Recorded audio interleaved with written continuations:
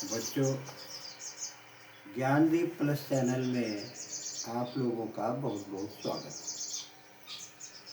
बच्चों, ऐसे प्राकृतिक प्रदेश में किस किस प्रकार के जीव जंतु होंगे, ये तो हमने आपको बताया। और ग्रीष्म काल की छोटी अवधि के में साधारण वर्षा होने और वर्ष के शेष महीने शुष्क रहने वाले इस क्षेत्र में वनस्पतियाँ कैसी होंगी, यह भी हमने आप लोगों को बताया। लेकिन आज हम लोग ये देखते हैं कि यहाँ का मानव जीवन कैसा होगा। कल हमने आपको बताया कि यहाँ पर जेब्रा, जिराफ, गैंडा और हाथी आज बड़े बड़े झुंडों में देखे जाते हैं। और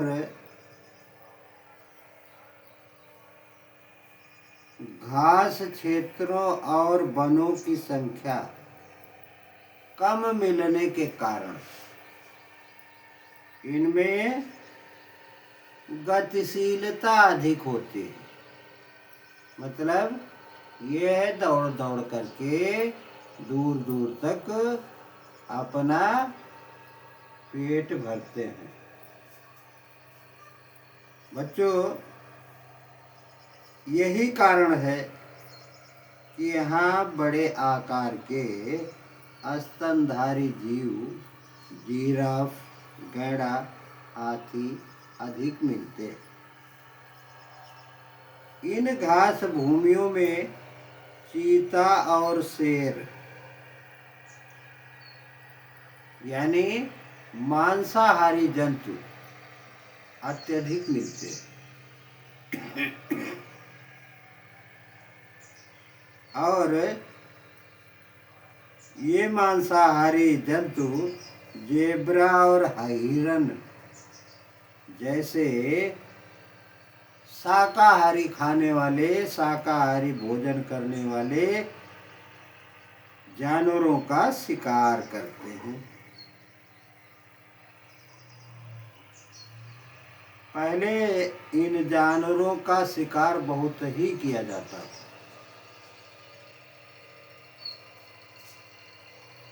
इसके अतिरिक्त शुतुरमुर्ग, गेम बर्ड, मैजेल्स और न उड़ने वाला पक्षी जिसे एनू कहा जाता है, वह भी मिलता है। ये तो हमने आप लोगों को बता दिया। और पूर्वी अफ्रीका के राष्ट्रीय उद्यानों से आकर्षित होकर लोग वहाँ कोने कोने से, विश्व के कोने कोने से पर्यटक लोग जाते हैं।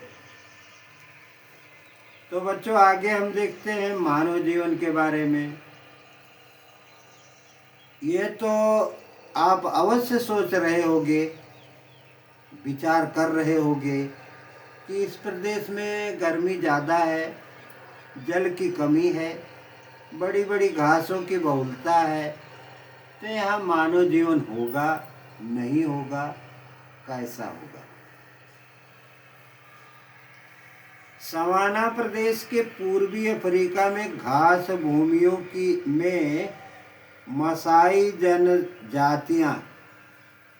जनजातियों का नाम है मसाई, पशुपालन का कार्य करती है, यानी पशुओं को पालती है। वह अपने गाय, बैलों और भेड़ बकरियों के साथ एक स्थान से दूसरे स्थान पर घूमते रहते हैं। और मांस, दूध तथा पशु उत्पादों का स्थानीय उपभोग करते हैं।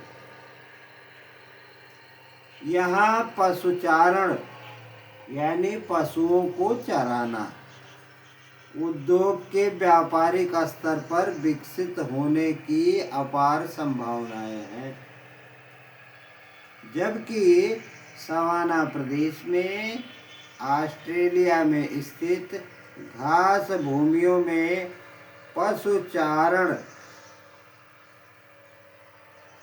उद्योग की अवस्था में है भी। बच्चों देखो, नाइजीरिया में भी सवाना प्रदेश में रहने वाली जातियां, उन्हें हौसा कहते हैं। हौसा नाइजीरिया के सवाना प्रदेश में रहने वाली जातियों को हौसा कहते हैं। हौसा जाति के लोग वहाँ मिलते हैं। इनका मुख्य काम, प्रमुख व्यवसाय खेती है। अब ये जानते हैं कि खेती में पैदा क्या करते हैं। मक्का, जिसको हम लोग यहाँ भी मक्का कहते हैं, मक्का पैदा करते हैं, ज्वार पैदा करते हैं, बाजरा पैदा करते हैं और मूंगफली की खेती भी यहाँ प्रमुख रूप से होती है। इस प्रदेश की उपज मक्का, ज्वार, बाजरा और मूंगफली है। बच्चों इस तरह से हम देखते हैं तो दूध और मांस के लिए गाय, बैल, बकरियां आदि पाले जाते हैं। इनके दूध, मांस और बकरियों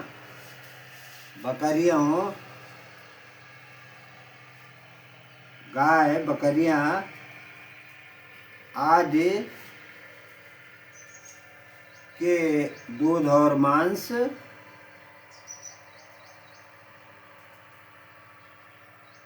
यह बेचने के लिए अथवा खाने के लिए उपयोग में लाए जाते हैं। बच्चों हम जाने कि नाइजीरिया में पैदा क्या होता है। मक्का, ज्वार, बाजरा और मूंगफली।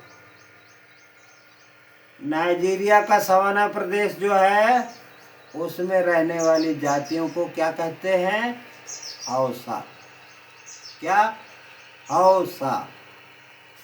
और जानिए, सवाना प्रदेश के पूर्वी अफ्रीका की घास भूमियों में कौन सी जाति पाई जाती है? मसाई जाति पाई जाती है। यहाँ पर क्या होता है? अत्यधिक गर्मी होती है तथा बरसात बहुत कम होती है। यहाँ के मैदानों में, सवाना के मैदानों में बड़ी बड़ी घासें ज़्यादा पैदा होती हैं। ये घासें मोटी और लंबी होती हैं, लगभग 3-3 फुट की घासें यहाँ पैदा होती हैं। और इन घासों को हाथी घास भी कहते हैं, एलिफेंट ग्रास। घासों को पार्कलैंड या बुश बेल्ट भी कहते हैं। इन घासों का आकार जो है वह गुच्छेदार होता है। कुछ पतझड़ के वृक्ष